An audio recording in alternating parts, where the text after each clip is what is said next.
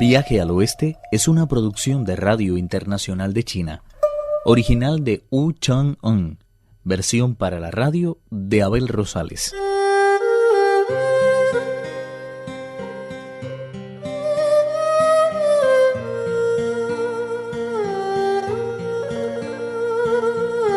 Tripitaka se quedó tan desconsolado al escuchar las palabras del anciano sobre los 1500 kilómetros de camino inundados de moras podridas que no supo qué decir.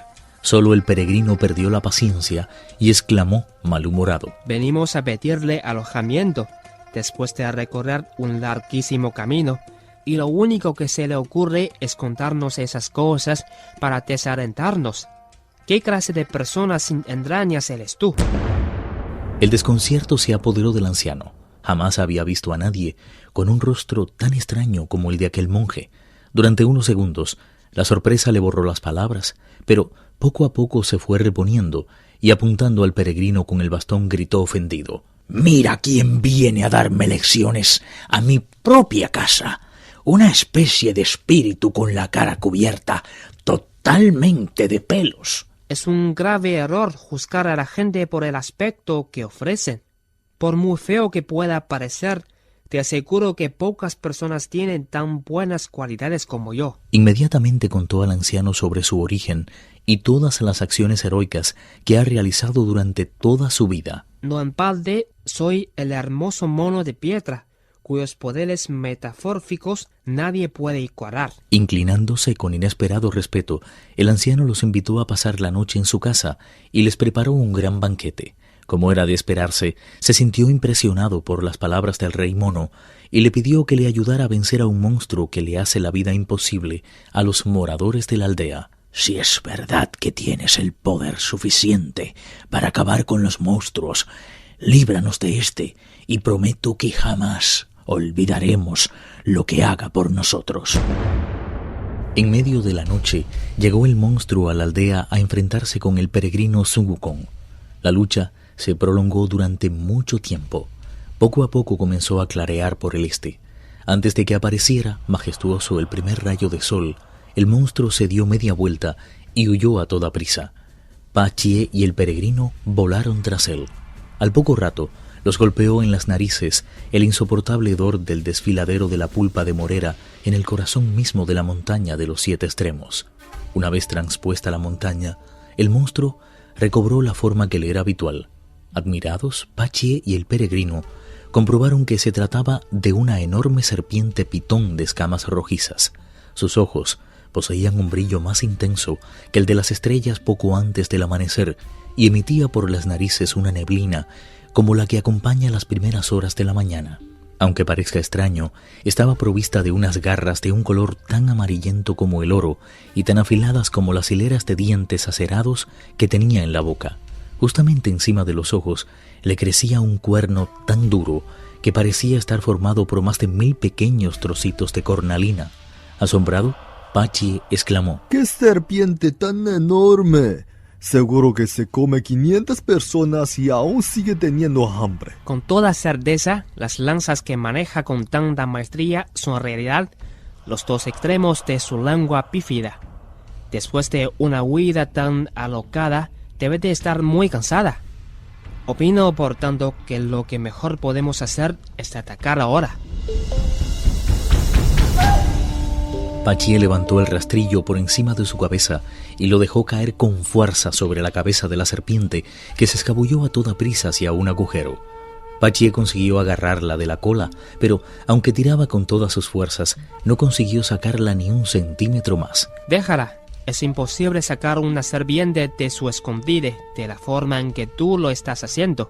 Conozco un método mejor, ya lo verás. A regañadientes, Pa Chie la dejó marchar y la serpiente se perdió totalmente en el interior del agujero. Este agujero es demasiado pequeño para un cuerpo tan grande como el suyo. Jamás hubiera conseguido darle la vuelta. Eso explica que tiene que haber por aquí cerca otra salida.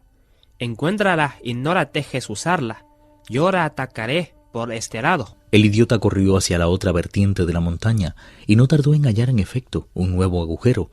Cuando lo estaba mirando distraído, el peregrino asestó a la serpiente un golpe tan tremendo con su barra de hierro que salió disparada por el otro extremo, lanzando alaridos de dolor.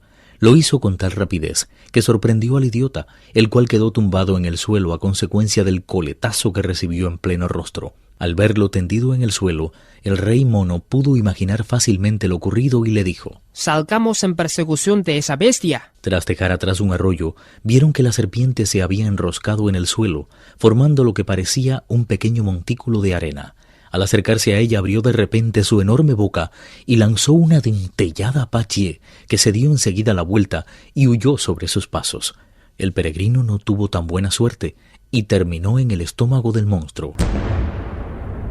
Ya conocemos las facilidades del rey mono a la hora de dominar bestias desde su estómago. Si miras con atención, verás cómo esta pitón se transforma en un puente. Elevó un poco más la barra y forzó a la bestia a doblarse de tal forma que, en efecto, parecía el típico arco que forman los puentes. Incapaz de aguantar más el dolor, la serpiente trató de regresar por donde había venido, pero el viento la hizo rodar montaña abajo y al cabo de 40 kilómetros de loca caída se desplomó en el suelo y murió. Pachie dejó a un lado el arma y ayudó al peregrino a arrastrar a la pitón.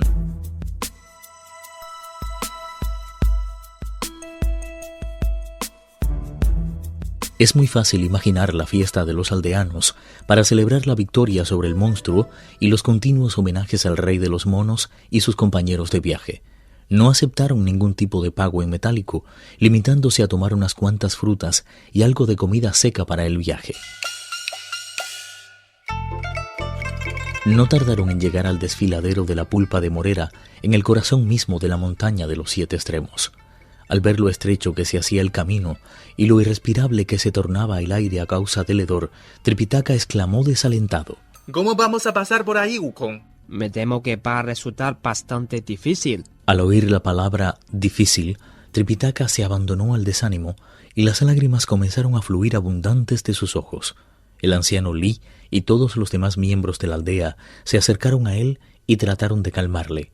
Entonces el rey mono tuvo la fabulosa idea de que esa tarea era ideal para el cerdo. Necesitamos que preparen mucho arroz blanco y unos cuantos pollos a vapor para este hermano nuestro del morro arrancado. Puedo asegurar que en cuanto haya llenado la panza, abrirá con el hocico un camino lo suficientemente ancho para que pueda pasar el maestro y su caballo. No sin antes quejarse un poco, Pachie se quitó la túnica de color negro y dejó a un lado su temible rastrillo de 9 puntas. Hizo un gesto mágico con los dedos y al instante se convirtió en un cerdo de proporciones realmente enormes. El hocico se le alargó de una forma increíble y todo el cuerpo se le cubrió de un vello duro y blanquecino. Daba la impresión de que toda su vida se hubiera alimentado de hierbas salvajes de la montaña. Sus redondos ojos negros poseían a la vez el resplandor de la luna y el sol. El monje Tang y todos los que le acompañaban se quedaron boquiabiertos ante la metamorfosis que acababan de contemplar. Pocas veces se había visto algo tan extraordinario. Hasta el mismo peregrino se rindió con un tributo de sorpresa a la pureza de la magia desplegada por Pachie.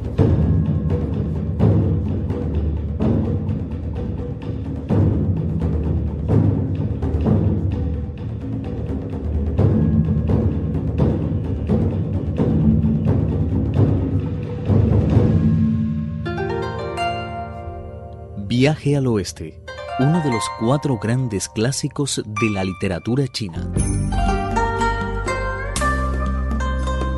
Versión para la radio, Abel Rosales. Actuaron en este capítulo Pedro Wang, Alejandro Li y Víctor Yu. Esta es una realización de Abel Rosales, quien les habla, para Radio Internacional de China.